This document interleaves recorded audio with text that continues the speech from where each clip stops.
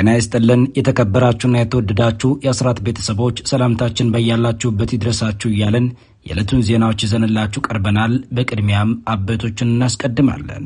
በአማራ ክልል ካሉት ከ11 ሺህ በላይ የምርጫ ጣቢያዎች ውስጥ ብልጽግና ምርጫ ማድረግ የቻለው በ340 ጣቢያዎች ውስጥ ብቻ መሆኑን የአማራ ፋኖ ብሔራዊ ንቅናቄ አስታወቀ።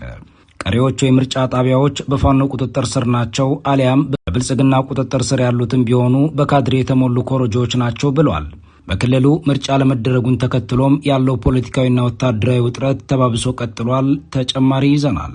የአማራ ፋኖ ብሔራዊ ንቅናቄ ሸዋ ጠቅላይ ግዛት አሳምነው እዝ ከ98 በላይ የሚሆኑትን የምርጫ ጣቢያዎች ሙሉ በሙሉ መቆጣጠሩንና ምርጫውን በህዝብ እምቢተኝነት ፍጹም መክሸፉን አስታወቀ።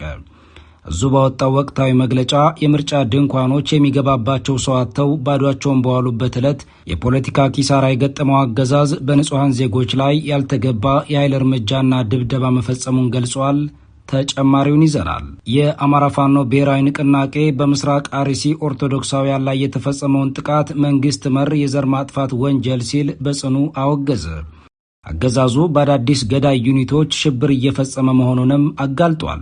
ድርጅቱ በዛሬው ዕለት ባወጣው መግለጫ በ3 ወረዳዎች የደረሰውን የንጹሐን እልቂትን የ101 ዓመቱ ታሪካዊ ቤተ ክርስቲያንን መቃጠልና የጽላቱን ስደት በመጥቀስ ዓለም አቀፉ ማህበረሰብ በአገዛዙ ላይ ጠንካራ እርምጃ እንዲወስዱ ወገናዊ ጥሪ አቅርቧል። ይህንኑ በአርሲ የተፈጸመውን የኦርቶዶክሳውያን ግድያም የኢትዮጵያ ኦርቶዶክስ ተዋሕዶ ቤተ ክርስቲያን በጽኑ ያወገዘች ሲሆን የቤተ ክርስቲያኗ ፓትርያርክ አቡነ ማትያስ ቀዳማዊ መገደላችን እስከ መቼ ሲሉ ጠይቀዋል። እነዚህንና ሌሎች መረጃዎችን ይዘናል። በድጋሚ አብራችሁ እንድትቆዩ እየጠየቅን በቀጥታ ወደ ዝርዝር መረጃዎቹ እናመራለን።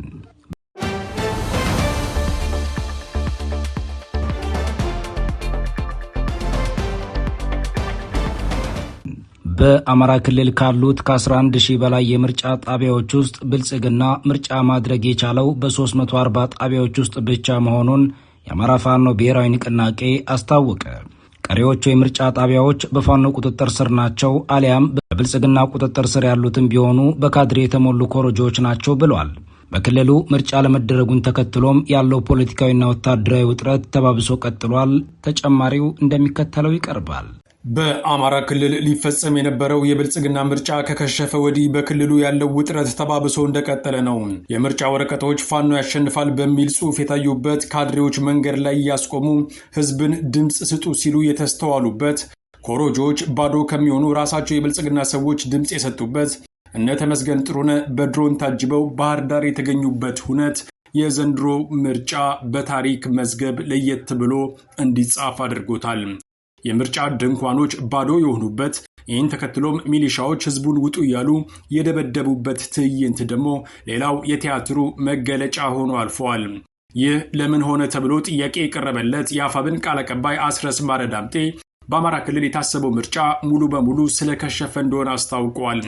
በእርግጥ ብልጽግና በተቆጣጠረባቸው የክልሉ አካባቢዎች ምርጫ ለማድረግ መሞከሩን ያልካደው ቃል አቀባዩ ይህም ቢሆን ግን ምርጫ ለስሙም ቢሆን አደረግኩኝ ለማለት የበቃው 2% ገደማ በሚሆነው የክልሉ የምርጫ ጣቢያዎች ላይ ብቻ መሆኑን አስታውቋል።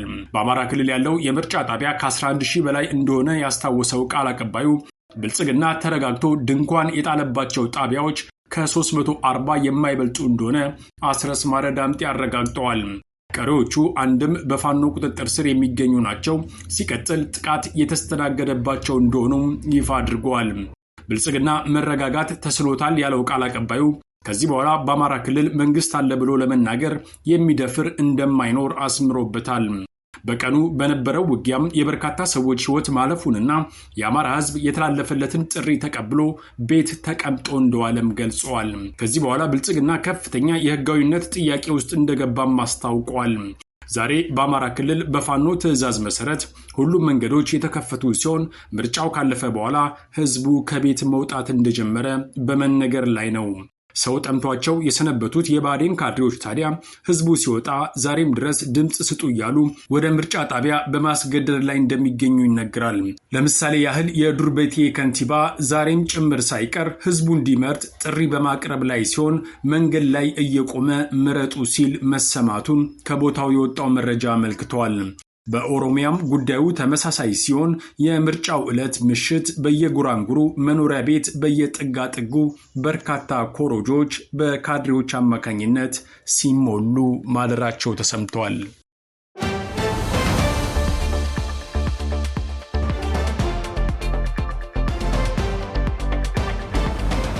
በአርሲ የተፈጸመውን ግድያ ተከትሎ የኢትዮጵያ ኦርቶዶክስ ተዋሕዶ ቤተክርስቲያን በጽኑ ማውገዟ ተሰማ። የቤተ ክርስቲያኗ ፓትርያርክ አቡነ ማትያስ በወጡት መግለጫም መገደላችን እስከ መቼ ሲሉ ጠይቀዋል። ምዕመናንና አገልጋዮችም አሁን ላይ ስጋት ላይ መሆናቸውን ጠቅሰው ለማና ቤት ይባላል ሲሉ ተሰምተዋል። ተጨማሪው እንደሚከተለው ይቀርባል።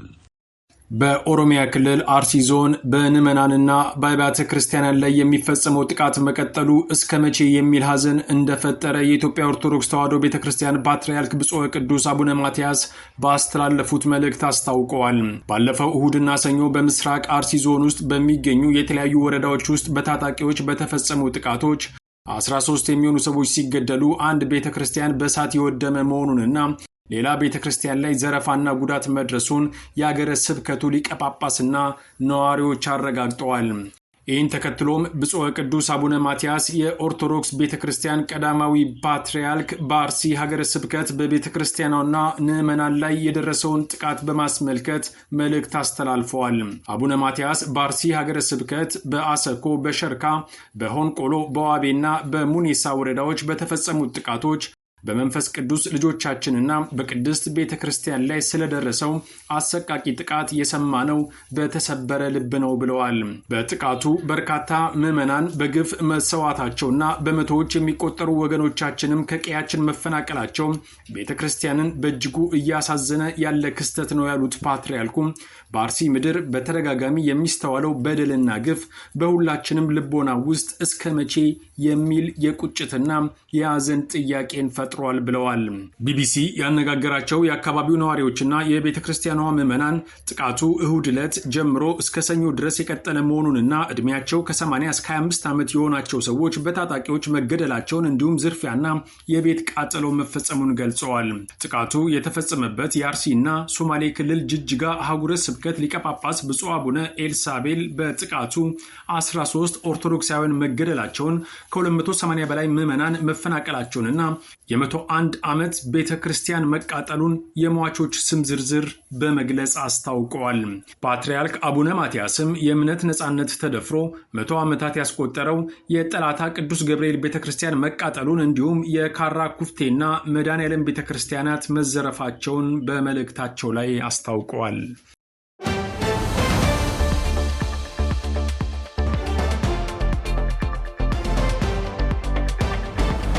የአማራ ፋኖ ብሔራዊ ንቅናቄ ሸዋ ጠቅላይ ግዛት አሳምነው እዝ ከ98% በላይ የሚሆኑትን የምርጫ ጣቢያዎችን ሙሉ በሙሉ መቆጣጠሩንና ምርጫው በህዝብ እምቢተኝነት ፍጹም መክሸፉን አስታወቀ።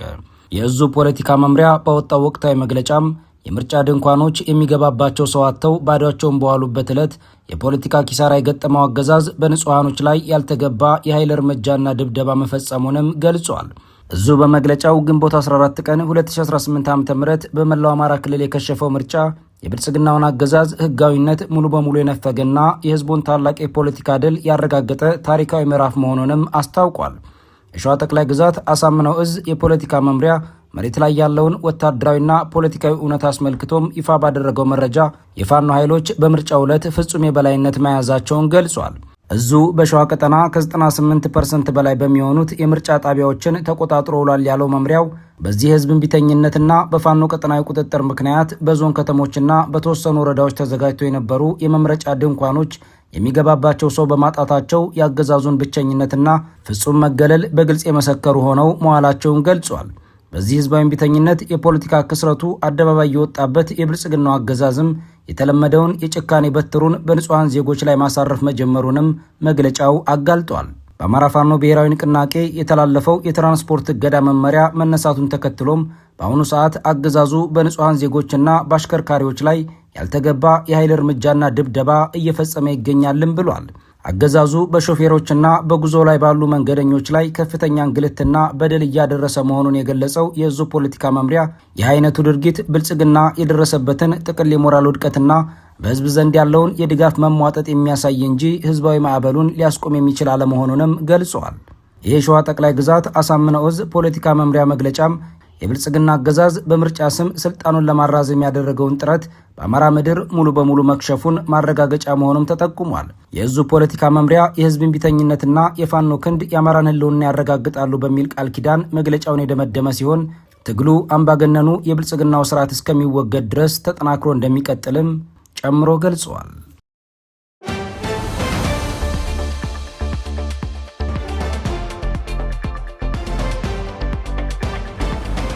የአማራ ፋኖ ብሔራዊ ንቅናቄ በምስራቅ አርሲ ኦርቶዶክሳውያን ላይ የተፈጸመውን ጥቃት መንግስት መር የዘር ማጥፋት ወንጀል ሲል በጽኑ አወገዘ።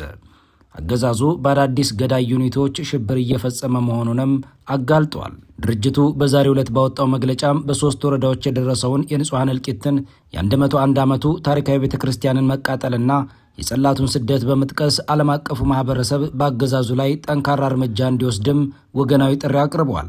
የአማራ ፋኖ ብሔራዊ ንቅናቄ ግንቦት 26 ቀን 2018 ዓ.ም ባወጣው ይፋዊ መግለጫ በኢትዮጵያ ኦርቶዶክስ ተዋሕዶ ቤተ ክርስቲያን በምስራቅ አርሲ ሀገረ ስብከት ስር በሚገኙ ወረዳዎች ነዋሪ በሆኑ የቤተ ክህነቷ ታላላቅ አባቶች፣ ካህናትና ምዕመናን ላይ እየተፈጸመ ያለውን አሰቃቂ ጭፍጨፋና ሃይማኖት ተኮር ጥቃት በጽኑ አውግዞ የተሰማውን ጥልቅ ሐዘን ገልጿል።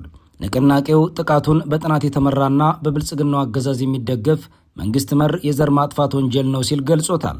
አፋብን የምስራቅ አርሲ ሀገረ ስብከትን መረጃ ዋቢ በማድረግ እንደገለጸው ከግንቦት 23 ቀን 2018 ዓ.ም ጀምሮ የተከፈተው ጥቃት ቀደም ሲል ከተጠቀሱት አካባቢዎች በተጨማሪ ሰፊ ቀጠናዎችን ያካተተ ነው ብሏል። ጥቃቱ በአሰኮ ወረዳ፣ በሽርካ ወረዳና በሆንቆሎ ዋቢ ወረዳ ውስጥ በእቅድ የተፈጸመ ሲሆን በርካታ ኦርቶዶክሳውያንም በግፍ መገደላቸው ታውቋል። በአሰኮ ወረዳ ብቻ ከ280 በላይ ንጹሐን ዜጎችም ከቀያቸው ተፈናቅለዋል። ኦርቶዶክሳውያኑ በሃይማኖታቸው ብቻ እየተለዩ መኖሪያ ቤታቸው የተቃጠሉባቸው ሲሆን ከብቶቻቸውና ንብረቶቻቸው ተዘርፈው አሁን ላይ ሜዳ ላይ ወድቀው እንደሚገኙም ተገልጿል። የአማራ ፋኖ ብሔራዊ ንቅናቄ በመግለጫው እንደገለጸው የአርሲ ምድር የተፈጸመው ጭፍጨፋ ድንገተኛ ሳይሆን አገዛዙ በጥናትና በስልት የሚመራው የወንጀል አካል ነው ብሏል። አርሲን ጨምሮ የእምነት የቋንቋና የማንነት ብዝሃነት ባለባቸው አካባቢዎች ላይ ኢመደበኛ ኃይሎችን በማደራጀት በዜጎች ላይ ሽብር የሚፈጽመው የብልጽግናው አገዛዝ መሰል የዘር ማጥፋት ወንጀልን በግልጽና በስውር ሲፈጽም ይህ የመጀመሪያው አይደለም ያለው አፋብን በዚህ ዓመት ብቻ በምስራቅ አርሲ ዞን በብዙ መቶዎች የሚቆጠሩ ኦርቶዶክሳውያን በተመሳሳይ መንገድ ተገድለዋል፣ በርካታ ምዕመናንም እስካሁን የደረሱበት አይታወቅም ብሏል። አገዛዙ ይህንን ብሔርና ሃይማኖትን መሰረት ያደረገ መንግስታዊ ግድያ የሚፈጽመው አዳዲስ ገዳይ ዩኒቶችን በተደራጀ መልኩ በማቋቋምና በማሰማራት እንደሆነም ገልጿል።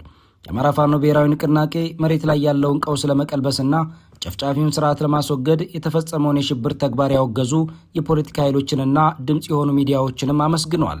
ማህበረሰቡ በማንነቱና በሃይማኖቱ ምክንያት መንግስት መር ጭፍጨፋ ሲፈጸምበት በዝምታ መመልከት ከገዳዮች ጋር መተባበር መሆኑን የገለጸው ንቅናቄው እስካሁን የተፈጸሙት የሽብር ተግባራት በአስቸኳይ ተጣርተው በአገዛዙ ላይ ጠንካራ ዲፕሎማሲያዊ እርምጃ እንዲወሰድ ግፊት እንዲያደርጉ የዓለም አቀፉ ማህበረሰብ ክፍል ጠይቋል። የአማራ ፋኖ ብሔራዊ ንቅናቄ ሀገሪቱን ከዚህ ጥቅል ቀውስ ከሽንፈትና ከሽብር አገዛዝ ለመታደግ ብቸኛው አማራጭ የብልጽግናውን አምባገነን ስርዓት ማስወገድ ብቻ መሆኑንም አስምሮበታል። በመሆኑም መላው ኢትዮጵያ ሕዝብ ከአድሏዊነትና ከፋፋይነት በጸዳ መልኩ በአንድነት በመቆም ይህንን መንግስታዊ ሽብር መዋቅር በጋራ እንዲታገለውና ሀገሪቱን እንዲታደጋትም ጥሪውን አስተላልፈዋል።